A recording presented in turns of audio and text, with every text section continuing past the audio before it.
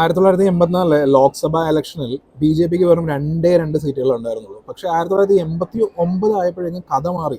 ഈ രണ്ട് സീറ്റുകളുടെ സ്ഥാനത്ത് 85 സീറ്റാണ് ബി ജെ പിക്ക് എന്ന് ലഭിച്ചത്. അത് എന്തുകൊണ്ടാണ്? ഈ ഹിന്ദു ഐഡന്റിറ്റി പൊളിറ്റിക്സ് അതിൻ്റെ ഭാഗമായിട്ട് പിന്നീട് ബാബറി മസ്ജിദിൻ്റെ ഇഷ്യൂ ഉണ്ടാകുന്നു. ആ ഇഷ്യൂയോട് കൂടി പിന്നെ വേറെ ഒരുപാട് കാര്യങ്ങൾ നമ്മുടെ രാജ്യത്ത് നടക്കുന്നു. പിന്നീട് ബി ജെ പി അധികാരത്തിൽ വരുന്നു. ഇപ്പോൾ നമ്മൾ സംസാരിക്കുന്ന യൂണിഫോം സിവിൽ കോഡ്, ഇതിനെല്ലാത്തിനും മൂലകാരണം എന്ന് പറയുന്നത് ഒരൊറ്റ ഡൈവോഴ്സ് കേസാണ്.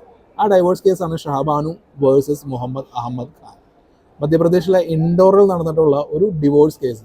അത് സുപ്രീം കോടതിയുടെ വിധി വരികയും ആ വിധിക്കെതിരെ മുസ്ലിം ലോ ബോർഡ് അടക്കം ഒരുപാട് കാര്യങ്ങൾ പ്രതികരിക്കുകയും തീർപ്പിനെ ഭയന്ന് രാജീവ് ഗാന്ധി സർക്കാർ ആ നിയമം മാറ്റുകയും രാജ്യം മുഴുവൻ മുസ്ലിങ്ങളുടെ ഒപ്പമാണെന്ന് മറ്റുള്ള പാർട്ടിക്കാർ പറയുന്നതനുസരിച്ച് രാജ്യത്ത് ഒരു രാഷ്ട്രീയ സാമുദായിക ധ്രുവീകരണം ഉണ്ടാവുകയും പിന്നീട് അതിൻ്റെ പുറകെ ഉണ്ടായിരുന്ന നമ്മുടെ നാട്ടിലടക്കം രണ്ടും കെട്ടും നാലും കെട്ടും EMSൻ്റെ ഓളയും കെട്ടും എന്ന് ലീഗുകാർ റോട്ടിലൂടെ മുദ്രാവാക്യം നടന്നുകൊണ്ട് ആ ഒരു സാഹചര്യത്തിലെല്ലാം എത്തിച്ച ഷാബാനു വേഴ്സസ് മുഹമ്മദ് അഹമ്മദ് ഖാൻ എന്ന് പറയുന്ന ഈ ഡിവോഴ്സ് കേസിനെ ആധാരമാക്കിയിട്ടുള്ള സിനിമയാണ് ഹക്ക്. ഈ സിനിമയിൽ യാമി ഗൗതം ആൻഡ് ഇമ്രാൻ ഹഷ്മി ഇവരുടെ ഗംഭീര പെർഫോമൻസ്, ഈ ക്യാരക്ടേഴ്സിന് കൊടുത്തിരിക്കുന്ന ഡയലോഗ്സുകൾ, വളരെ കൺവിൻസിങ് ആയിട്ടുള്ള സിറ്റുവേഷൻസ്, ഇതെല്ലാം കൊണ്ടും ഒരു എഫക്റ്റീവ് ആയിട്ടുള്ള ഒരു സിൻസിയർ ആയിട്ടുള്ള ഒരു അറ്റംപ്റ്റാണ് ഹക്ക് എന്ന് പറയുന്ന സിനിമ.